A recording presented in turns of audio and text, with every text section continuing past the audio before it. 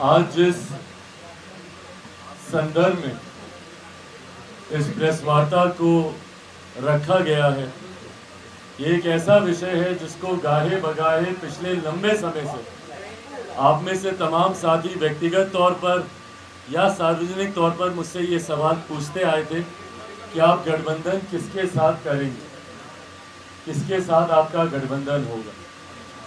लंबे समय तक मेरा जवाब ये ज़रूर था कि चुनाव के वक्त ही गठबंधन पे फैसला लिया जाएगा, पर हाल फिलहाल के दिनों में कुछ राजनीतिक परिस्थितियां इस तरीके से बदली कि गठबंधन को लेकर कई चर्चाओं ने गति पकड़ी। और आज जब हम लोग गठबंधन की बात कर रहे हैं, उसकी औपचारिक घोषणा, खैर आप सब जान ही रहे हैं, उसमें कुछ औपचारिक का बचा नहीं है घोषणा करने के, पर कुछ विषय हैं जो आपके समक्ष मैं रखना चाहता हूं ताकि वो परिप्रेक्ष्य सबके दिमाग में स्पष्ट रहे। लोक जनशक्ति पार्टी, और मैं लोक जनशक्ति पार्टी रामविलास की नहीं, पार्टी के मूल स्वरूप की बात कर रहा हूँ, और मेरे नेता, मेरे पिता आदरणीय रामविलास पासवान जी के समय से पार्टी ने हमेशा अपने सिद्धांतों को, अपने विचारों को प्राथमिकता देने का काम किया और कभी भी कोई भी ऐसा समझौता नहीं किया जिसमें पार्टी के विचार या पार्टी के सिद्धांतों के ऊपर कोई आँच आए।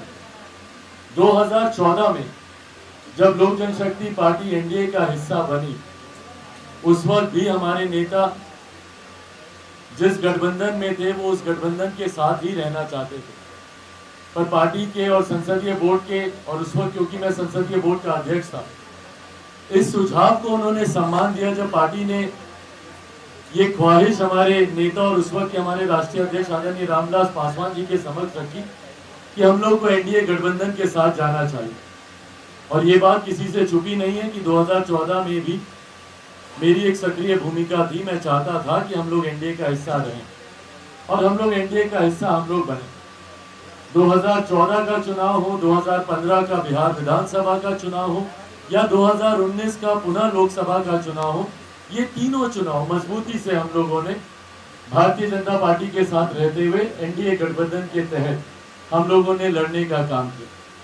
2020 में एक परिस्थिति ऐसी उत्पन्न हुई जब मुख्यमंत्री नीतीश कुमार जी एनडीए गठबंधन का हिस्सा बने। 2014 में भी इस बात को मद्देनजर रखना जरूरी है कि हमारे नेता ने एनडीए गठबंधन का हिस्सा बनना तब स्वीकार किया जब 2013 में मौजूदा प्रधानमंत्री आदरणीय नरेंद्र मोदी जी के प्रधानमंत्री पद की दावेदारी के नाम पर ही आदरणीय नीतीश कुमार जी उस गठबंधन से अलग हुए। हमारे नेता इस बात को लेकर स्पष्ट है कि मुख्यमंत्री नीतीश कुमार जी के साथ किसी तरीके का कोई भी समझौता कभी संभव नहीं हो सकता। 2017 में जब रातों रात महागठबंधन छोड़कर मुख्यमंत्री नीतीश कुमार जी एनडीए गठबंधन का हिस्सा बने, उस वक्त भी वो असहजता हमारे नेता आदरणीय रामविलास पासवान जी में थी कि वो इस गठबंधन में नहीं बने रहना चाहते। पर उस वक्त भारत के प्रधानमंत्री आदरणीय नरेंद्र मोदी जी और तत्कालीन भारतीय जनता पार्टी के राष्ट्रीय अध्यक्ष अमित शाह जी से बातचीत कर ये विश्वास दिलाया गया कि भाई आप इस गठबंधन में रहें और ये गठबंधन आपका भारतीय जनता पार्टी के साथ है, ना कि जनता दल यूनाइटेड के साथ। असहज होने के बावजूद, क्योंकि तब तक चुनाव समीप आ गए थे, करीब आ गए थे, असहज होने के बावजूद हमारे नेता ने यह फैसला लिया कि हम लोग इस गठबंधन में आगे बढ़ेंगे। पर 2019 में जिस तरीके से मुख्यमंत्री नीतीश कुमार जी की भूमिका रही, उन्होंने हमारे हर प्रत्याशी को हराने का प्रयास किया। मुझे खुद जमुई से उनकी पूरी जिला कमेटी हो, प्रदेश कमेटी हो, मुझे जमुई से हराने का, हमारे उस वक्त के समस्तीपुर से हमारे प्रत्याशी मेरे चाचा जी स्वर्गीय रामचंद्र पासवान जी, उनको हराने का प्रयास किया गया। कैसर साहब को खगड़िया से, तमाम प्रत्याशियों को उस वक्त हराने का प्रयास किया गया। उस वक्त एहसास हुआ कि ये एक ऑनेस्ट अलाय की भूमिका में मुख्यमंत्री नीतीश कुमार जी नहीं रह सकते, और उस वक्त पार्टी के द्वारा ये मंथन शुरू हुआ कि अब हम लोग को एनडीए से अलग हो जाना चाहिए, क्योंकि उसमें मुख्यमंत्री नीतीश कुमार जी हैं। और 2020 आते आते 2020 की शुरुआत में भी याद होगा, मैं बिहार फर्स्ट बिहारी फर्स्ट यात्रा पर मैं निकला था। उस वक्त हमारे नेता आदरणीय रामविलास पासवान जी उस वक्त जीवित थे। उनके रहते हुए ही मैं बिहार फर्स्ट बिहारी फर्स्ट यात्रा पर मैं निकला था, और जिसमें मुख्यमंत्री जी की कई गलत नीतियों को हम लोगों ने उस वक्त उजागर करने का काम किया। ये बातें मैं आप लोगों के समक्ष इसलिए बता रहा हूँ क्योंकि कई बार ये भ्रम की स्थिति उत्पन्न की जाती है कि हम सब साथ लड़ना चाहते थे, तो ये फैसला चिराग के द्वारा अकेले लिया गया। ये तमाम बातें उस परिप्रेक्ष्य में आप लोग के समक्ष मैं रखने का मैं प्रयास कर रहा हूँ। तो हमारे नेता भी उस वक्त चाहते थे कि हम लोग इस गठबंधन से अलग हों, और 2020 आते आते तक भारतीय जनता पार्टी की वजह से नहीं, मुख्यमंत्री नीतीश कुमार जी से खिलाफत करते थे। और उस वक्त भी इस बात को मैंने ऑन रिकॉर्ड कहा था कि भाजपा से मुझे कोई ऐतराज नहीं है, पर मुख्यमंत्री नीतीश कुमार जी का उस गठबंधन में रहना हम लोग को स्वीकार्य नहीं है। और हम लोगों ने गठबंधन से अलग हुए, पर किसी दूसरे गठबंधन की तरफ हम लोग नहीं गए। ये पुनः हमारे नेता के उन सिद्धांतों का प्रतिबिंब है जब उन्होंने समझौते राजनीतिक लाभ के लिए नहीं किए, सिद्धांतों के लिए किए। राजनीतिक लाभ के लिए अगर मैं समझौता 2020 में करता तो पहले तो मैं एनडीए से ही अलग नहीं होता, और अगर एनडीए से उस वक्त में अलग नहीं होता, जितनी सीटें ये लोग मुझे लड़ने के लिए दे रहे थे उतनी लड़ता, अधिकांश जीतता। बिहार में मेरे 4 मंत्री होते, खुद 2020 से मैं केंद्र सरकार में मंत्री होगा, या अगर किसी वैकल्पिक गठबंधन की ओर भी जाता तब भी राज्य सरकार में एक मजबूत स्थिति में मैं उस वक्त होता। पर ये तमाम फैसले अपने सिद्धांतों, अपने विचारधारा के आधार पर लिए गए। ये समझौता ना मेरे नेता, मेरे पिता ने कभी किया था, ना ये समझौता चिराग पासवान कभी करेगा। 2020 का फैसला और उसके परिणाम आप सबके समक्ष है। यकीनन जहां पे हम लोग को बेहतर प्रदर्शन की उम्मीद थी, पर अकेले लड़ने के बावजूद, जहां पे हम लोग के अलावा शायद ही कोई और दल ऐसा होगा जो अकेले लड़ रहा होगा, कोई 4 झंडे के साथ, कोई 3 झंडे के साथ, अलग अलग सब लोगों ने चुनाव लड़ा, पर उसके बावजूद लोक जनशक्ति पार्टी रामविलास को जहां 6% का मत मिला, एक हमारे विधायक जी थे जिन्हें पुनः अपने कार्यशैली के अनुरूप मुख्यमंत्री जी ने तोड़ने का कार्य किया, तो वही मुख्यमंत्री जी की अधिकांश सीटों पर उनको मजबूत नुकसान पहुंचाने का काम लोक जनशक्ति पार्टी के द्वारा किया गया। उस वक्त भी एक ही रूप में थी, मूल स्वरूप में ही थी लोक जनशक्ति पार्टी। बहरहाल उसके बाद भी समय समय पर हम लोगों ने मुद्दों के आधार पर भारतीय जनता पार्टी का समर्थन हम लोगों ने हमेशा किया। आप सब ने कई बार इस बात को कहा कि मैंने प्रधानमंत्री जी या केंद्रीय गृह मंत्री जी या भारतीय जनता पार्टी की कभी खिलाफत मैंने नहीं की। इसके कारण भी रहे, कई बार मुझे उकसाया भी गया, कई परिस्थितियां मेरे सामने रखी गई कि भाई आपका तो घर खाली करवा दिया, तो आपकी तो पार्टी तोड़ दी, तो आपका तो परिवार तोड़ दिया, फिर भी आप, क्योंकि ये सब सवाल अभी आएंगे आपकी तरफ से, मैं पहले ही इस पे एक स्पष्टता दे रहा हूँ, जब आप पूछेंगे मैं पुनः दोहराऊंगा।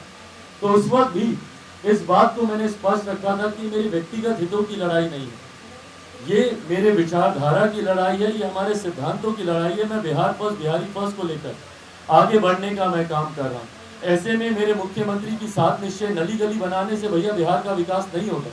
हुआ होता तो 18 साल से जो प्रदेश के मुख्यमंत्री हैं उनको आज बिहार को इस बदहाल परिस्थिति में नहीं देखना पड़ता। आज बिहारी जिस परिस्थिति में बिहार में जी रहे हैं, ये आज़ादी के 75 साल के वाला एक राज्य नहीं हो सकता। तो कहीं ना कहीं मुख्यमंत्री जी की गलत नीतियों के हम लोग खिलाफ रहे।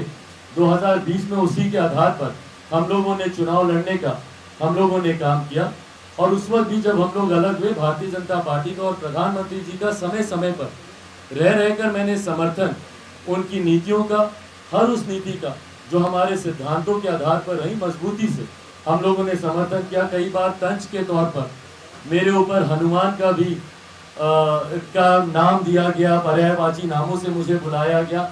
इन तमाम बातों को सहजता से स्वीकारते हुए मैंने कभी इस बात से परहेज नहीं रखा कि मेरा प्रधानमंत्री नरेंद्र मोदी जी के प्रति व्यक्तिगत तौर पर और एनडीए की नीतियों के साथ लोक जनशक्ति पार्टी रामविलास की नीतियों का सहजता के तौर पर एक संबंध हमेशा से रहा है। और उस संबंध को बीते दिनों बिहार में जो उपचुनाव हुए उसमें भी मैंने निभाया। एनडीए से अलग होने के बावजूद भी तीनों उपचुनाव में भारतीय जनता पार्टी के पक्ष में हम लोगों ने प्रचार किया, जिसमें कुर्नी और गोपालगंज की सीट हम लोग जीते। वही मोकामा वाली सीट जो वैसे ही बहुत कठिन कही जा रही थी, बट उसका जो एक हार का मार्जिन बड़ा होता, उसको कई हद तक हम लोगों ने सीमित करने का काम किया। उसके बाद निरंतरता में भारतीय जनता पार्टी, क्योंकि तब तक मुख्यमंत्री नीतीश कुमार जी पुनः अपने कार्यशैली के अनुरूप गठबंधन से अलग हो गए थे। बहुत ज्यादा समय तक एक गठबंधन में वो रह नहीं पाते, असहज महसूस करते हैं अपने आप को उस गठबंधन में। वो गठबंधन से अलग हुए। भारतीय जनता पार्टी के कई नेता तब से लेकर अभी तक मेरे पार्टी के तमाम वरिष्ठ नेताओं के संपर्क में रहे। यकीनन हम लोग की कुछ चिंताएं थी, कुछ कंसर्न्स थे, जिसको कई बार कंडीशंस, शर्तों का नाम दिया जाता है। वो कोई शर्तें नहीं थी, वो हम लोग की चिंताएं थी, जिसको हम लोगों ने भारतीय जनता पार्टी के शीर्ष नेतृत्व के समक्ष पिछले दिन मैंने रखा, और उससे पूर्व भी उनके द्वारा उनके तमाम नेताओं के समक्ष उनको रखने का मैंने काम किया। केंद्रीय गृह राज्य मंत्री आदरणीय नित्यानंद राय जी, कई बार उनसे मेरी मुलाकातें हुई। उनके समक्ष भी जितने भी मेरे कंसर्न्स थे, जितनी भी चिंताएं थी, उनके समक्ष बहुत सहजता से रखा, और उतनी ही सहजता से और उतने ही सकारात्मक तरीके से उन विषयों पर चर्चा हुई। और एक आम सहमति बनने के बाद कल मेरी केंद्रीय गृह मंत्री आदरणीय अमित शाह जी से मुलाकात हुई, और भारतीय जनता पार्टी के राष्ट्रीय अध्यक्ष आदरणीय जेपी नड्डा जी से मेरी मुलाकात हुई। और इन तमाम बातों पर एक आम सहमति बनते हुए बहुत सकारात्मक तरीके से ये चर्चाएं हुई, बहुत पॉजिटिव ये बातचीत रही। और अंतोगत्वा इन तमाम विषयों को मद्देनजर रखते हुए लोक जनशक्ति पार्टी रामविलास के तमाम राष्ट्रीय पदाधिकारी, तमाम राज्यों के हमारे पदाधिकारी, प्रदेश के तमाम पदाधिकारियों से एक आम राय बनाकर चर्चा कर कल लोक जनशक्ति पार्टी रामविलास ने एनडीए में औपचारिक तौर पर पुनः जुड़ने का ये फैसला लिया है। और इस फैसले के मद्देनजर आगामी 2024 का लोकसभा का चुनाव एनडीए कैसे मजबूती से लड़े। और बिहार में जो पिछली बार एक चूक हो गई थी, एक सीट से हम लोग रह गए थे, 40 में से 39 जीते, एक सीट हम लोग की रह गई थी, तो इस बार कैसे 40 की 40 सीट जीते। और ये कोई ऐसा टारगेट नहीं है, ऐसा लक्ष्य नहीं है जो कि अनअचीवेबल हो। पूरी तरीके से आज की तारीख में जो भी बिहारी है, या जो भी बिहार की जनता के रुख को अब समझता है, तो वो इस बात से सहमत होगा कि मुख्यमंत्री नीतीश कुमार जी जिस गठबंधन में रहेंगे, वो उस गठबंधन को नुकसान ही देंगे। उनके प्रति जो आक्रोश है 2020 में भी हम लोगों ने देखा, इसीलिए उनकी पार्टी तीसरे नंबर की पार्टी बनी, आधे से ज्यादा प्रत्याशी उनके चुनाव हारे। तो जनता का आक्रोश है उनके प्रति, और विश्वसनीयता पे एक बहुत बड़ा प्रश्न चिन्ह मौजूदा सरकार के ऊपर है। जिन्होंने नो एंट्री कहा, उन्होंने ही उनकी एंट्री दिक्कत दिलाई। जिन्होंने कस्में खाई कि हम इनके साथ नहीं जाएंगे, उनके साथ दोनों वापस आ। तो व्यक्तिगत महत्वाकांक्षाओं के लिए बना हुआ बिहार में ये महागठबंधन जनता को कम से कम स्वीकार्य नहीं है। और ये मेरे विश्वास को बढ़ाता है कि आने वाले लोकसभा के चुनाव में एनडीए गठबंधन मौजूदा प्रधानमंत्री आदरणीय नरेंद्र मोदी जी के कुशल नेतृत्व में 40 की 40 सीटें में, बिहार से मैं बोल सकता हूं, बाकी राज्यों में भी यकीनन बेहतर प्रदर्शन रहेगा, बट बिहार से 40 की 40 सीटें हम लोग जीतेंगे। और 2025 में बिहार में एनडीए की सरकार, और ये वो एनडीए की सरकार नहीं जो चुनी तो जाती है एनडीए के साथ पर चलाई जाती है महागठबंधन के साथ, एक ऐसी एनडीए की सरकार जो माइनस नीतीश कुमार जी की होगी, और एक स्थिर सरकार 2025 में बिहार को मिलेगी। इसी के साथ ये औपचारिक घोषणा कि लोक जनशक्ति पार्टी रामविलास अब एनडीए का मजबूत हिस्सा है, ये आज आप लोग के समक्ष मैं चाहता हूँ। अब अगर आप लोग कोई सवाल